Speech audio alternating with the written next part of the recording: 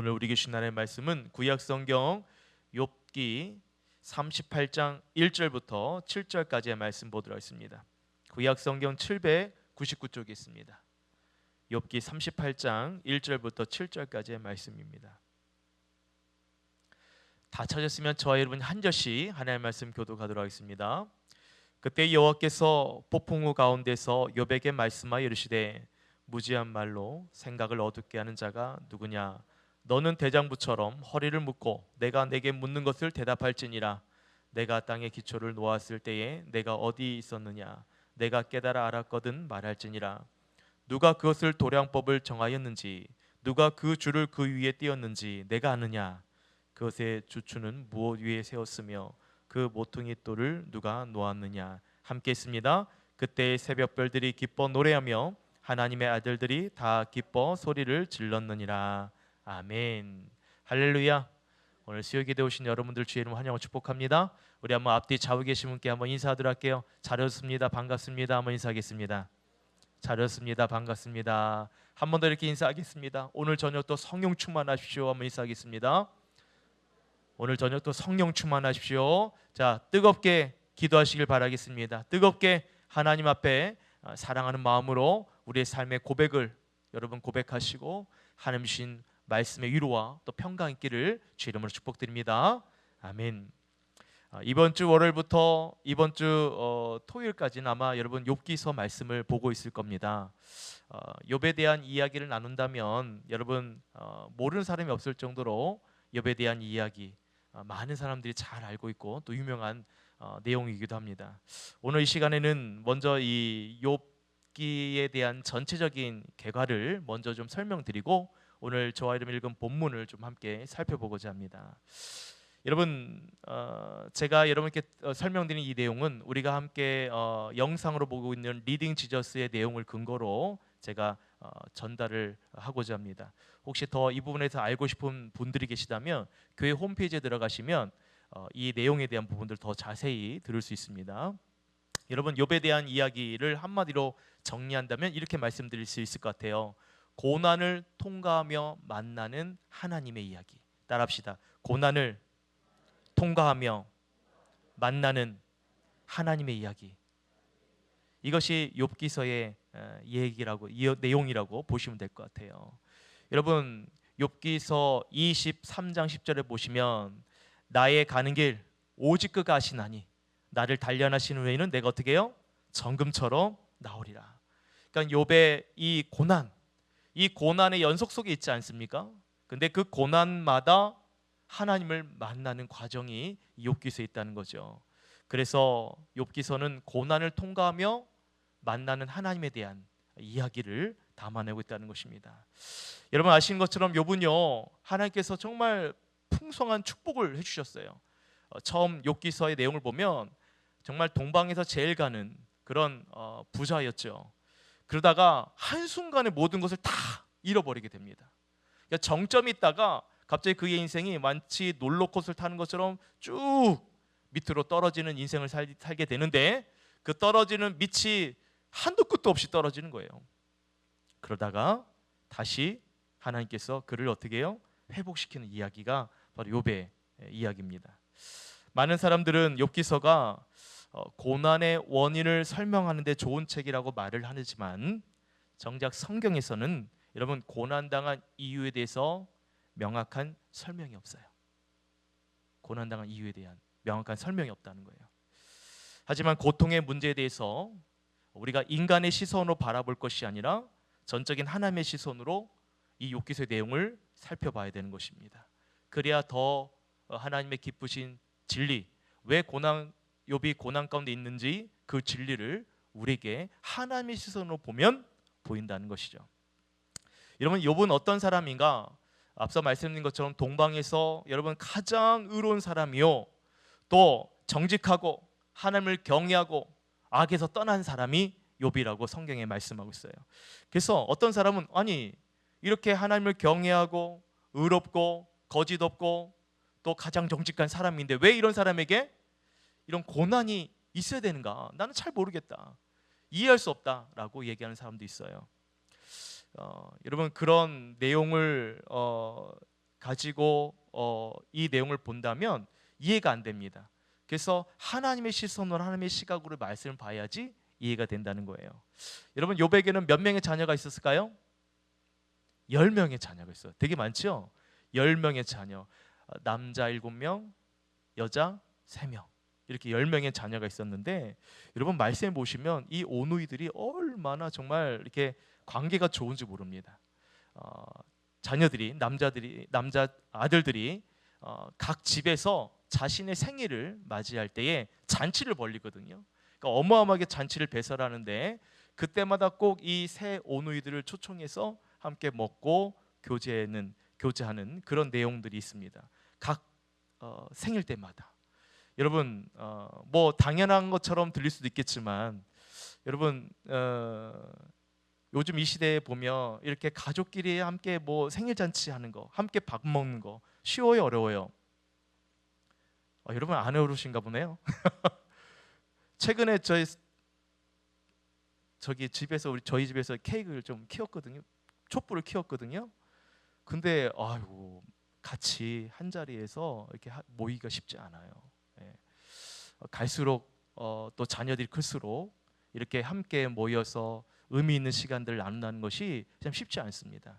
이제 출타를 하면 더 그렇겠죠. 출가를 하게 되면. 근데 이들은 항상 모여서 잔치 때마다 함께 잔치에 초대하고 정말 행복하고 너무나도 보기 좋은 여러분 이런 이쁜 마음을 가진 자녀들을 보면 어떻습니까? 야 이렇게 이쁜 자녀들이 이렇게 서로 챙겨주고 서로 이렇게 같이 잔치를 또 함께 또 초대하여서 이런 이렇게 귀한 정말 아름다운 모습을 가진 자녀들이 있다면 얼마나 행복하겠어요. 여러분의 자녀들이 그런 자녀가 되기를 주님 축복드립니다. 아멘.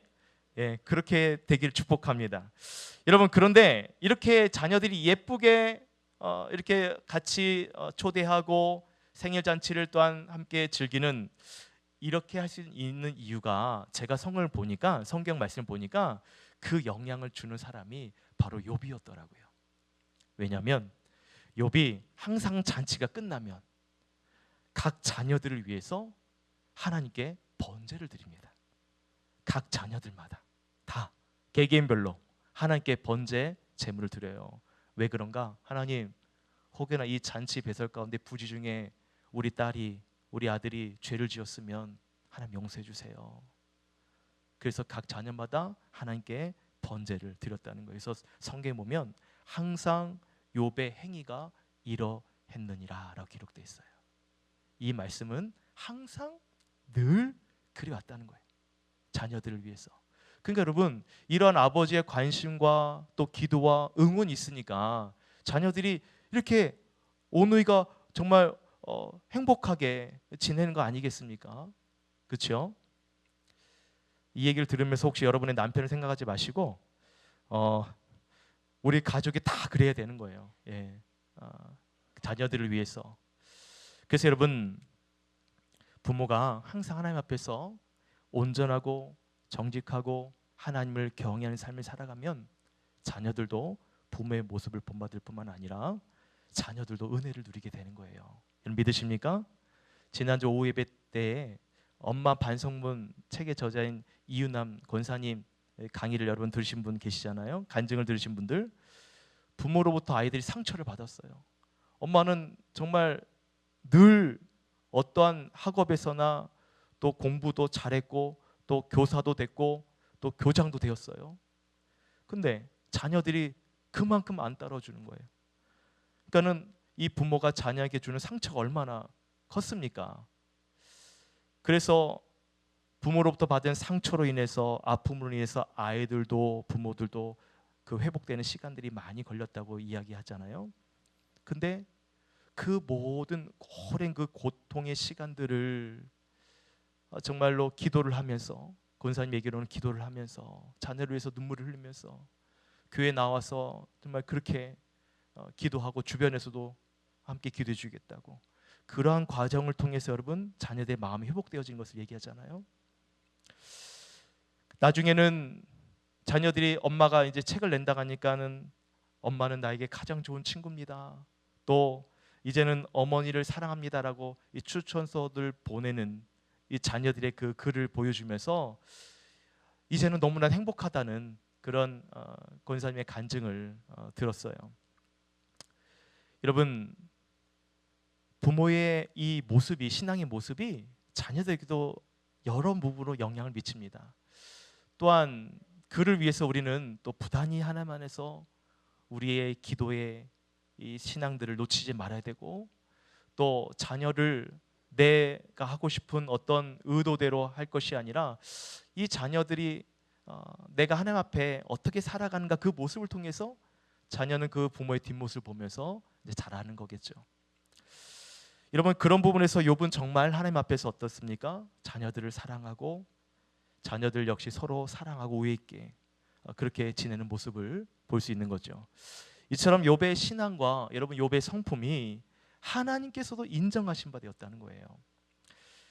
게다가 욥은 어떤 사람이냐면 동방에서 성경 말씀에 보면 가장 훌륭한 자라고 표현합니다. 표현해 보면 훌륭한 자, 그리고 부자였어요. 여러분 아시는 것처럼 양, 낙타, 소, 암나귀가 되게 많았죠. 양 7,000마리, 낙타가 3,000마리, 소가 500결이, 암나귀 500마리. 종들도, 욥을 섬기는 종들도 수많은 종들이 있었습니다. 하나님을 경외할 줄 알고 또 하나님의 그 닮아가고자 하는 그 성품도 있고, 또 동방에서 정말 훌륭한 사람, 제일 잘 나가는 사람이 바로 욥이었던 거죠. 근데 여러분, 이것보다 더 대단한 건 뭔지 아십니까? 이런 욥의 삶에 대해서 이 땅에서도 그의 삶을 칭찬하지만 여러분 하늘에서도 하나님께서 욥에 대해 칭찬하셔요. 뭐라고 칭찬하냐? 온전하고 정직하여서 하나님을 경외하며 악에서 떠난 자가 없다. 이 얘기로 칭찬을 하시잖아요. 여러분, 그렇다면 이 말씀을 보면 우리도 뭘 볼 수 있냐면, 우리의 삶도 어쩌면 하나님께서 지금 보시고 칭찬하시겠구나. 그렇죠? 여러분, 하나님 계신 곳에도 저와 여러분의 삶이 칭찬받는 삶이 되기를 주님 축복드립니다. 만약에 또 그렇지 않을 수도 있겠죠. 저거 봐라, 저거 봐라, 또 저렇게 사네. 하나님 마음이 또 아프게 하실 수도 있잖아요. 근데 여러분, 그런 마음이 아니라 욥의 마음을 통해 하나님께서 이렇게 칭찬하신 것처럼 우리의 삶 가운데 하나님은 칭찬해 주시고 위로해 주시고 용기를 주신 하나님이구나. 여러분, 그런 하나님을 여러분 말씀 속에 만나시기를 주님 축복드립니다. 여러분, 그렇게 하나님께서 욥을 또 칭찬해 주셔요. 그러니까 이 땅에서 받는 칭찬도 중요하지만 하나님께서 인정해 주신 바 된 삶, 하나님께서 칭찬해 주신 삶이 참 귀하다는 것이요. 근데 이렇게 하나님께서 칭찬하실 때에 여러분 그 이야기를 누가 들었죠? 옆에 사단이 듣습니다. 그리고 사단이 하는 말이 이거예요. 하나님, 욥이 어찌 까닭 없이 하나님을 경외하겠습니까? 하나님께서 그의 집과 또 그의 소유물을 울타리로 두르셨기 때문에 그가 지금 하나님을 이렇게 경외하는 거 아니겠습니까? 여러분, 이 하나님과 이 사탄의 대화를 잘 들어보면 두 가지 진리를 좀 볼 수 있어요. 첫 번째 뭐냐면 하나님 앞에서 정직하고 경외하는 자에게는 하나님께서 그의 모든 소유물을 어떻게 해요? 하나님께서 두르신다, 보호하신다, 축복해 주신다라는 진리가 있고요. 또 한 가지는 그런 하나님의 복을 받은 상황에서 사탄은 어떻게든 우리를 시험하고자 그 하나님과 우리 사이를 어떻게 해요? 틈을 탄다는 거예요. 그래서 여러분, 은혜를 많이 받는 사람이 곧잘 시험에도 너무 잘 넘어집니다. 은혜 받았다가 그 한순간에 은혜를 까먹는 사람이 있어요. 제가 어릴 적 제가 어릴 적이에요. 저희 집에서 가정 예배를 드렸는데 이제 저녁에 매일 예배를 드렸어요. 예배를 드리면 정말 얼마나 이제 마음이 주시는 위로가 있거든요. 근데 꼭 예배를 드리고 나서 5분 10분 지나고 또 싸워요. 그러면 이제 은혜를 홀랑 까먹어 버리는 거죠. 보십시오. 하나님께서 우리에게 은혜 주시잖아요. 그러면 그 은혜를 반드시 뺏어 먹으려고 사단 마귀는 그 은혜를 계속 틈탑니다. 여기서도 그런 대화를 볼 수 있는 거죠. 집요하게 이간질합니다. 그래서 틈이 보일 때 어떻게 해요? 틈이 보이지 않도록 깨어 기도해야 되는 거죠. 그렇죠? 할렐루야. 오늘 밤에도 여러분 하나님께서 은혜 주시고 그 은혜 빼앗기지 않도록 여러분 우리의 틈을 잘 메꾸시기를, 기도로 메꾸시기를 주님 축복드립니다. 아멘. 여러분, 이처럼 이러한 하나님과 사탄의 이야기 가운데 이제 욥에게 시험이 임하게 됩니다.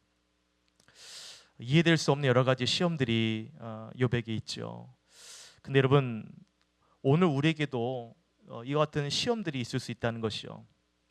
이해될 수 없는 시련과 이해될 수 없는 시험들이 우리에게도 있습니다. 그래서 오늘 이 말씀을 대할 때 우리 스스로가 이랬으면 좋을 것 같아요. 이 욥의 말씀을 통해서 욥의 인내를 배우자는 거죠. 여러분, 욥이 얼마나 인내심이 강한지 모릅니다. 말씀을 볼 때마다 친구들이 막 변론을 하잖아요. 근데 그 변론할 때도 욥이 굉장히 인내를 하는 것을 볼 수 있어요. 욥의 인내를 우리는 배울 수 있고요. 또 욥이 어떻게 말하는지, 그가 고난 중에서 어떻게 견디고 있는지 이런 말씀을 통해 우리는 봐야 됩니다. 혹여나 오늘 이 자리 가운데도 여러분 어떠한 어려움 가운데 또는 내 상식으로 이해될 수 없는 어떤 시험과 난관에 부딪히는 분도 계실지 모르겠습니다. 어떤 고난 가운데 계신 분도 있을지 모르겠어요. 내가 하나님을 위해서 이렇게 열심히 살아오고 열심히 신앙생활 했는데 하나님을 경외하고 사랑했는데 왜 내게 이런 고난이 있냐라고 반문을 가질 수도 있습니다. 그래서 여러분, 이번 주 월요일부터 이 욥기서의 말씀 우리가 쭉 보고 있는데 이번 주 토요일까지 말씀을 여러분 깊이 한번 음미하면서 여러분 그날 내게 주신 말씀을 한번 따라가 보세요. 그 말씀을 따라가다 보면 여러분 내가 처한 상황들이 보이기 시작하고, 그리고 그 상황 속에서 일하신 하나님의 은혜 또한 볼 수 있게 될 줄 믿습니다. 나의 가는 길 누가 하신다고요? 오직 그가 하시나니 나를 단련하신 후에는 어떻게 해요? 내가 정금처럼 나오리라. 그래서 여러분 하나님의 말씀을 늘 가까이 하시고 말씀을 쫓아가는 삶, 또 은혜를 쫓아가는 삶, 하나님의 놀라운 일하심을 바라볼 수 있는 그런 은혜가 있기를 다시 한번 주의 이름으로 축원합니다. 하나님은 어떤 분이시냐? 사탄의 계략보다도 더 크신 계획을 가지고 있는 분이 우리 하나님인 줄 믿습니다. 왜냐하면 결국 하나님은 어떻게 해요? 고난을 통해서 욥을 만나 주시잖아요. 고난 가운데 욥을 하나님께서 만나 주신다는 거예요. 욥을 만나 주신다는 것은 여러분 그가 당하고 있는 여러 가지 시험들을 하나님께서 어떻게 해요? 선한 길로 인도해 주신다는 거죠. 그 고난의 인생을 끝나게 하는 것이 아니라 어떻게 해요? 그의 인생에 새로운 또 은혜를 부어주시는 하나님의 이끄심이 있다는 거예요. 그래서 욥은 그 고난 속에서 하나님을 만나게 된다는 것입니다.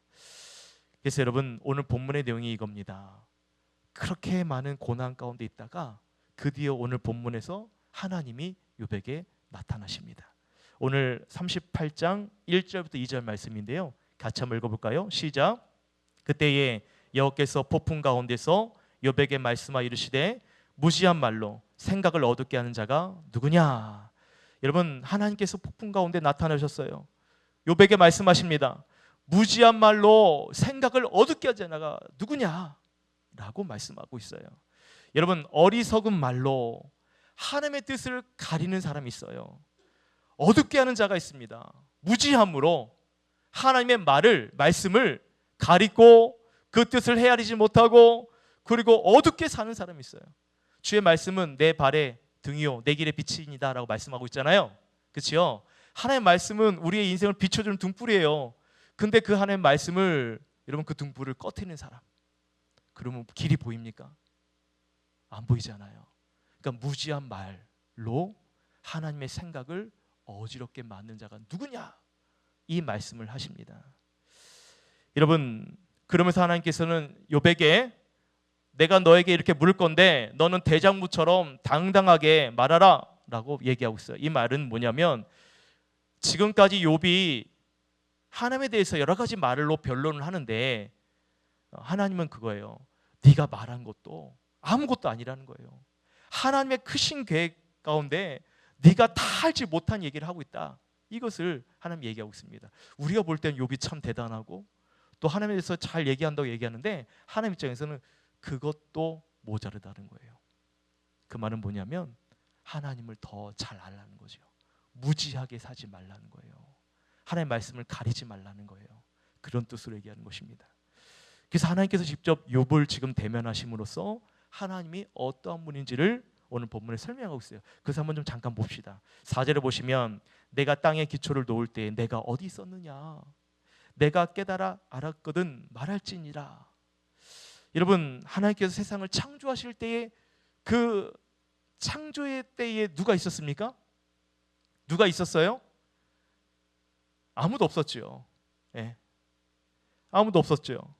여러분, 흑암뿐이었습니다. 그렇기 때문에 이 창조할 때에 누가 있었느냐, 결국 누구를 말하고자 하면 하나님밖에 없다는 거죠. 여러분 5절도 보십시오. 누가 그것의 도량법을 정했는지, 누가 그 줄을 그 위에 띄었는지 내가 아느냐. 이거는 하나님 앞에 대답할 수 없는 질문들을 하시는 거예요. 예. 누구만이 대답할 수 있는 것입니까? 결국은 하나님밖에, 그 창조 때에 하나님밖에 계시지 않았고 하나님만이 그 모든 대답에 대해서 아시는 분인 거죠. 땅의 기초를 누가 세웠고, 하나님께서 이 도량법, 측량, 척도도 정하셨고, 하나님께서 줄도 그으셨고 설계를 하셨기 때문에, 근데 왜 너희들이 하나님에 대해서 이렇다 저렇다 말하냐 이거예요. 하나님에 대해서 알지도 못하면서 무지한 말로 이치를 가린 자가 누구냐 이것입니다. 여러분, 그렇습니다. 모든 여러분 우주 만물이 존재하는 이유, 그것은 누군가가 설계를 했기 때문인 거죠. 요즘 AI가 막 급속도로 발전하고 있고, 여러분 휴먼 로봇도 막 개발되고 있어요. 뉴스에 보니까 테슬라에서 휴먼 로봇을 만들었는데 그 로봇의 움직임이 막 춤을 춥니다. 춤을 인간보다 더 잘 춰요. 저는 개인적으로 춤을 잘 못 추지만 그 보면 막 춤을 자유대로 춥고 물건을 컵을 나르기도 하고, 여러분 이 손가락이 움직임을 이제는 사람을 따라갈 정도로 로봇가 정교하게 움직여요. 기술이 어마어마하게 발전했습니다. 여러분, 근데 이런 로봇도요, 이 로봇을 만들기 위한 설계 도면이 있어요, 없어요? 있지요. 설계 도면이 있으니까 로봇을 만들잖아요. 여러분, 인간도 마찬가지예요. 인간이 이렇게 있다는 것은 인간을 만든 설계 도면이 있다는 거예요, 없다는 거예요? 소리가 작아졌어요? 로봇을 만들 때 설계 도면이 있다면 인간을 만들 때도 설계 도면이 있습니까, 없습니까? 이론적으로 보면 있잖아요. 과학적으로 보면 여러분, 인간의 게놈이 그거 아닙니까? 인간의 DNA가 인간 유전자를 담아내는 설계 도면이에요. 쉽게 얘기하면, 그러니까 그 게놈을 보면 이 사람이 가지고 있는 유전자, 형질, 그것을 인간의 그 모든 설계 지도를 가지고 있는 거죠. 여러분, 사람에게는 그 고유의 염색체가 있잖아요. 유전자 정보를 가지고 있기 때문에. 그래서 인간도 존재하는 걸 보면 그 인간을 만든 설계자가 있다는 거죠. 그게 누구라는 거예요? 하나님이시라는 거죠. 여러분, 이 세상의 우주의 탄생도, 여러분 인간의 탄생도 세상에서는 뭐라 하겠냐면 하나님의 존재를 빼버려요. 우주가 탄생한 것, 우연한 기회, 빅뱅에 의해서 우주가 탄생되었다, 이렇게 얘기합니다. 사람도 최초의 아메바, 단백질이 모여서 갑자기 번개가 쳐서 우연히 합성이 되어서, 그래서 이제 생명체가 탄생되었다. 우연히 진화 과정을 통해서 사람이 되었다, 이렇게 말하잖아요. 우연치고 너무나 많은 우연들을 이야기하고 있습니다. 그렇죠? 우주가 만들어지고 사람이 만들어지고, 그러니까 우연이라는 것을 통해서 너무나 많은 이 일들이 생긴 거는 우연이라 말할 수 없는 거죠. 오히려 신빙성이 더 떨어지는 이론들입니다. 진화론이 그렇다는 거죠. 차라리 창조주 한 사람에 의해서 우주를 만들고 사람을 만들고 창조주에 의해서 모든 것이 창조되었다고 말하는 것이 더 설득력 있는 말이지 않겠습니까? 더 신빙성 있는 말이지 않겠냐 이거죠. 그럼에도 여러분, 이 땅에도 아직도 이렇게 무지한 말로 하나님의 말씀을 어지럽히고 어둡게 만드는 자들이 있다는 것입니다. 오늘 말씀 속에서도 욥을 향하여 이야기하고 있어요. 사실 이 말씀은 욥을 향하여 하나님 말씀하신 말씀이지만 오늘 이 말씀을 듣는 우리 이 시대에도 이 시대를 향하여 동일하게 하신 말씀이기도 합니다. 우리도 보십시오. 하나님을 믿는다면서 하나님을 안다고 하면서 무지한 말로 하나님의 뜻을 어떻게 해요? 가리거나 하나님의 뜻을 왜곡되게 하거나, 그렇죠? 하나님의 말씀을 잘못 해석해서 사람들 잘못된 길로 유혹하는 그런 거짓된 사람들이 많이 있죠. 또 신앙생활 잘하는 것 같은데 그 마음속에는 하나님의 말씀을 제대로 보지 못하고 말씀 왜곡돼서 보는 사람도 있습니다. 조심해야 되는 거죠. 여러분, 오늘 본문에 보시면 하나님께서 땅의 기초를 세우는 모든 과정들에 하나님의 그 섬세한 하나님의 간섭이 있다는 것을 보고 있어요. 여러분 보십시오. 땅의 기초를 세우는 과정에 이 모든 것에 경계를 두시고 한계를 정하셨다 말합니다. 8절에 보시면 바닷물이 태에서 나오듯이 나올 때에 누가 바다가 넘치지 못하도록 문을 가둔 자가 누구인가? 그러니까 바닷물이 넘치지 못하도록 경계를 지었다는 거예요. 10절 바다의 경계를 정하여 빈 문장을 지르고라고 말하고 있고요. 11절에도 이르기를, 자막을 좀 띄워주시면 감사하겠습니다. 이르기를 내가 여기까지 오고 더 넘어가지 못하리니, 넘어가지 못하도록 또 경계를 정하셨죠. 내 높은 파도가 여기서 그칠지니라 하나님 말씀하시고, 11절도 보십시오. 누가 아침에 명령하여 밝아오라고 명령한 적이 있느냐. 13절 악한 자들이 그 땅에서 떨쳐버린 일이 있느냐. 15절 악인에게는 그 빛이 차단되고 그들이 높이 든 팔이 꺾이느니라. 그러니까 하나님께서 창조하신 세계를 보면요, 하나님께서 다 한계를 정하셨다는 거예요. 그 한계를 넘지 못하도록 하셨고요, 바다가 한계를 넘치지 못하도록, 바다가 넘치지 못하도록 하셨고요, 아침에 뜨는 여러분 햇빛도 하나님께서 한계를 정하셨어요. 예를 들어 하루 종일 햇빛이 여러분 지지 않고 백야 현상처럼 해가 쭉 비친다고 생각해 보십시오. 사람이 잠을 잘 수 없겠죠. 자려는데 햇빛이 막 내리치면 밤이 돼야 충분한 수면을 취할 수 있는데 잠을 잘 수 없는데, 하나님께서 어떻게 해요? 태양의 빛도 하나님께서는 한계를 정하셨다는 것입니다. 악한 자들에게도 그 한계를 정하셨고요, 인간의 생명, 인간의 연수도 어떻게 해요? 하나님은 한계를 정하셨어요. 놀라운 것은 하나님께서 제정하신 모든 만물들이 하나님께서 한계를 정하신 그 위치에서 순응하고 있다는 거예요. 모든 만물들이 하나님께서 제정하신 그 안에서 순종하고 순응하고 있다는 것입니다. 그것이 그 한계를 지키고 있다는 의미예요. 여러분, 만약 우주 만물들이요, 하나님께 정하신 한계를 여러분 순종하지 않고 순응하지 않는다면 이 지구는 어떻게 될까요? 이 지구는 온통 난리법석이 되겠죠. 예를 들어 바닷물이 한계를 잃어버리면 넘치게 되겠죠. 노아 홍수처럼 여러분 물이 가득 차서 여러분 모든 사람들 다 쓸어갈 수 있습니다. 오늘날 전 세계 사람들이 자연 환경, 기후에 대한 관심을 두고 있는 이유 뭡니까? 지금 기후로 인한 피해가 이만저만이 아니에요. 인류가 위협을 받고 있습니다. 그래서 전 세계 사람들은 이 기후 온난화를 막기 위해서 지금 애쓰고 있죠. 그만큼 무서운 것이 자연 질서, 우주 질서입니다. 근데 사람들이 아무리 이렇게 이것을 인간이 한계를 정한다 해도 인간의 힘으로는 이 모든 우주 만물의 질서와 또 이 한계를 여러분 다스릴 수 없어요. 누구만이 할 수 있다는 거예요? 하나님만이 할 수 있다는 것입니다. 그래서 여러분, 오늘 하나님께서 욥에게 하신 말씀을 기억하십시오. 무지한 말로 생각을 어둡게 하는 자가 누구냐? 무지한 말로 하나님의 말씀을, 이치를 가린 자가 누구냐? 만약 하나님께서 욥이 아닌 여러분에게 오늘 이렇게 물어보신다면 여러분들은 어떻게 대답하시겠습니까? 너 혹시 나에 대해서 무지한 말로 이야기를 한 적 있니?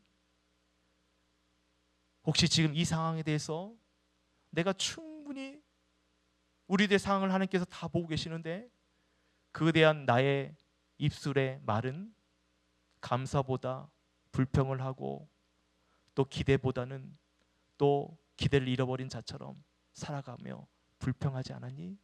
누가 무지한 말로 이 생각을 어둡게 한 자가 누구냐라고 물어보신다면 여러분 어떻게 대답하시겠습니까? 바라기는 여러분 우리의 말이 무지한 말이 아니라 하나님의 말씀으로 이 무지한 말들이 바꿔지는 축복이 있기를 주 이름으로 축원드립니다. 제가 매주 주일날 이제 예수 제자 훈련을 하고 있어요. 평일반, 주일반. 주일반은 거의 우리 남자분들과 지금 하고 있는데 계속 제자 훈련을 하다 보니까 하나님에 대한 존재, 이게 하나님에 대한 존재를 우리가 이제 믿음으로 깨닫는 부분도 있고 그것을 아무리 이해하려고 해도 잘 이해가 되지 않는, 그러니까 이론적인 설명이 필요할 때에, 그러니까 이론적인 설명이 이해가 될 때에 이 말씀이 이런 거구나라는 깨닫는 그런 분들도 있어요. 그러니까 모든 분들이 다 그런 건 아니겠지만 하나님에 대해서, 하나님이 행하신 일들에 대해서 이야기를 나누다 보면 궁금증들이 많이 있어요.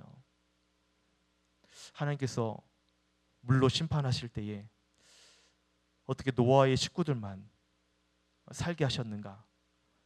또 어떻게 노아 방주에는 분명히 많은 생물들이 다 들어가라고 얘기했는데 어떻게 노아 방주에 그 동물들이 다 들어갈 수 있었는가? 그러니까는 성경에 대해서 공부하면 궁금한 것들이 많이 있어요. 근데 이것을 이렇게 설명한다는 걸 참 쉽지는 않습니다.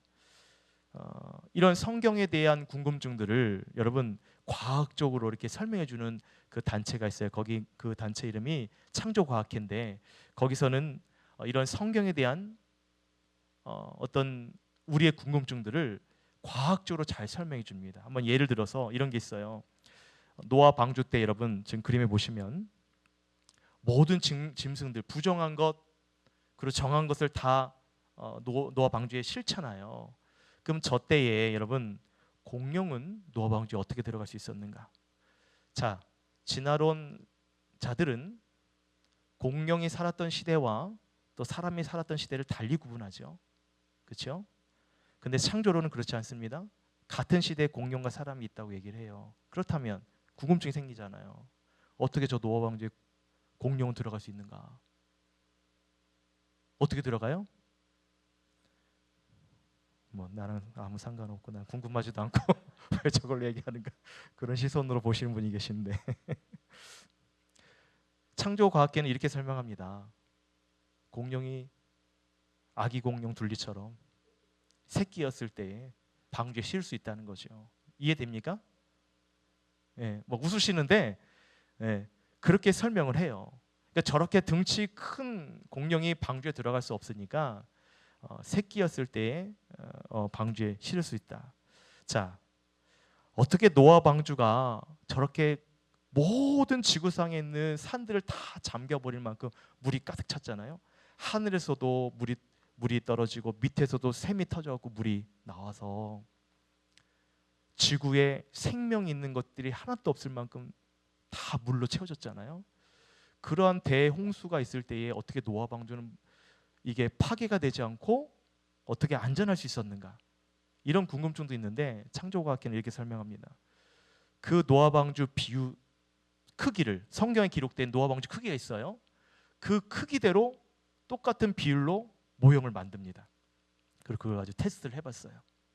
그래서 막 지금 신문에 나온 것처럼 여러분 국민일보, 한국일보에서 저 테스트를 한 결과들, 배가 저렇게 시험했을 때 보건성의 안정, 또 파도가 쳤을 때의 어떤 그 풍랑에 흔들리는 이 배의 흔들림, 이런 것들을 연구를 했더니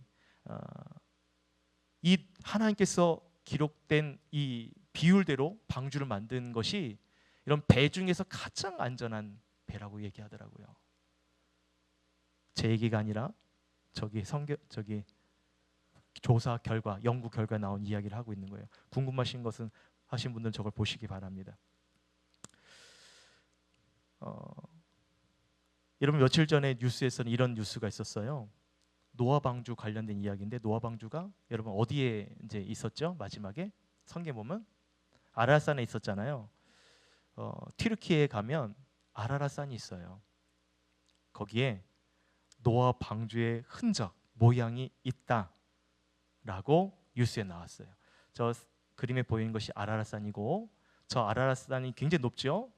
저기 산에 가면 저렇게 배 모양의 흔적이 있습니다. 불과 제가 볼 때 한 달 정도 전에 뉴스에서 나왔던 내용이에요. 미국에서 지금 저곳에 지하 탐사 레이더로 조사를 했는데 저 산에 있는 그 배 모양의 그 전체적인 것들을 스캔을 했어요. 심층 연구를 했습니다. 그랬더니 뭐라고 나왔냐면 저 땅에 저 지금 있는 그 땅은 바다에서 살 수 있는 해양 퇴적물 그리고 연체동물, 그러니까는 다시 말해 해양 생물이 발견이 되었다고 그래요. 해양 생물의 성분이 발견되었다고 합니다. 그래서 이제 이거를 본격적으로 저기를 이제 발굴한다고 얘기하더라고요. 흥미롭죠? 예, 별로 흥미롭지 않은 것 같은데. 그래서 저게 뉴스에 나왔어요. 진짜 노아 방주 아라산에 튀르키예에 있는 아라산을 지금 탐사 중에 있고 이제 그것을 발굴할 것이다라는 뉴스가 다 나왔어요. 여러분 정말 이제 저는 믿지만 저게 정말 노아 방주 때에 발견된 것이라고 이제 과학적으로 증명하면 여러분 그 말씀이 하나님의 말씀이 사실이라는 게 더 부각이 되겠죠. 그렇죠? 하나님의 말씀이 기록된 대로 정확하게 그곳에 발굴이 되니까. 여러분 제가 이 말씀을 드린 이유는 이 창조과학에 대해서 너무나도 우리나라의 최고라고 불리는 박사님 한 분 계셔요. 그분이 김명현 교수님인데 우리나라 창조과학회 정말 탑이십니다. 근데 그분을 이번 작년부 영성수련회 때 특강으로 모셨어요. 정말 어렵게 그분을 섭외를 했는데 영성수련회 때 이제 왜 이분을 모셨냐면 하나님께서 창조하신 창조의 비밀을 우리가 알기 원한다는 거죠. 물론 우리가 말씀으로도 믿고 깨닫기도 하지만 그것이 과학적으로 하나님의 말씀이 얼마나 신빙성 있는지 그것을 과학을 통해서 발견해 주는 거죠. 세상 사람들은 이런 과학적인 논리로 이해를 하고 하나님을 알게 되는 그런 소위 오늘 말씀의 표현처럼 잘 모르는 사람, 무지한 자들 있잖아요. 그러니까 그들에게 과학으로서 하나님의 말씀이 사실이라는 것을 증명하기 위한 학회가 이 창조과학회예요. 그래서 한번 우리 남자분들이 특별히 관심이 많을 걸 생각하고 또 다른 분들도 마찬가지입니다. 어린아이들도 괜찮아요. 오셔서 강의 한번 들으셔서 야, 이 하나님의 말씀이 진짜구나. 하나님의 말씀이 정말 사실이구나. 이것을 깨닫기만 해도 여러분 하나님의 말씀에 대한 이 신뢰며 또 그 신앙에 대한 많은 도전들이 있을 거라 믿습니다. 이번 영성수련회 꼭 참석하셔서 여러분 하나님을 더 알아갈 수 있는, 깊이 알아갈 수 있는 그런 기회가 되길 소망합니다. 여러분 우리가 하나님에 대해서 무지한 말로 하나님의 일하심에 대해서 어둡지 않도록 깨닫지 못한 일이 없도록 이런 노력들이 필요하다는 것이죠. 바라기는 오늘 시간에 여러분 오늘 욥에 대한 말씀을 나눴는데 하나님께서 오늘 욥 가운데 나타나셔서 하나님이 어떠한 분인가를 계속해서 말씀하고 있어요. 모든 만물의 한계를 정하시고 이치를 정하시고 그것을 움직이시고 다스리는 사람이 누구냐, 욥에게 계속 얘기를 하고 있습니다. 그럼으로써 욥이 자꾸만 그 자신이 알았던 하나님에 대한 한계를 뛰어넘게 돼요. 하나님이 어떤 분인지를 더 알게 됩니다. 그리고 나중에 하나님께 인정을 하게 되는 거죠. 이런 말씀을 정리할게요. 우리에게도 이러한 나의 삶에 대한 여러 가지 고난들에 대한 우리들의 해석이 있을 거예요. 내가 아마 이랬기 때문에 이런 고난이 있는 것 같아. 내가 이러한 일이 있어서 내게 이런 고난을 주신 것 같아. 여러분 우리 안에 해석을 하지 마시고 하나님의 말씀으로 언어로 우리의 삶을 해석할 수 있기를 소망합니다. 그것이 왜 중요하냐면 하나님께서 우리에게 고난을 주신 것, 오늘 욥의 비유를 통해서 말씀드린다면 나의 가는 길을 하나님께서 아신다는 거죠. 서두에 말씀드린 것처럼 욥의 이야기는 고난을 통해서 하나님을 만나는 거예요. 고난의 과정을 통해 하나님을 알아간다는 거예요. 그래서 하나님께서 나의 가는 길을 아시나니 그가 나를 단련하신 후에는, 연단하신 후에는 고난의 과정을 통해서는 오히려 내가 정금처럼 나간다. 하나님을 정말 순수한 믿음으로 알게 되고 하나님이 어떤 분인지 내가 철저하게 이 고난의 과정을 통해 깨달아서 하나님이 기뻐하시고 선하시고 온전한 뜻이 무엇인지를 알도록 해주신다는 거죠. 바르게는 오늘 이 자리에 여러분 우리의 삶을 다시 한번 우리가 해석할 것이 아니라 하나님의 관점에서 우리의 삶을 다시 한번 바라봅시다. 그리고 내게 있는 여러 가지 고난들에 대해서 하나님께서 이 고난의 과정을 통해 나를 어떻게 해요? 만들어 가신다. 하나님께서 나를 만나주시는 과정이다. 이것을 여러분 생각을 하시고 여러분 오늘 이 시간 기도할 때 그런 삶의 모든 기도 제목들을 함께 고백하며 기도할 수 있기를 소망합니다. 사랑하는 성도 여러분 따라합시다. 우리의 상황을 하나님이 더 잘 아십니다. 이해되지 못하더라도 받아들이지 못할지라도 하나님은 내 생각보다 더 크신 계획을 가지고 있으십니다. 여러분 그 하나님 믿으십니까? 내 생각보다 더 큰 계획을 가지고 계신 하나님, 오늘 그 하나님 앞에 철저하게 우리의 삶을 고백합시다. 철저하게 나의 이 어려움과 이 고난의 상황들을 하나님의 시선으로 바라볼 수 있도록 우리의 입술을 통하여 하나님께 고백합시다. 무지한 말로 하나님의 이치를 가리지 않도록 이 시간에 주신 말씀을 기억하시면서 여러분 함께 주님 앞에 찬양하며 기도하도록 하겠습니다.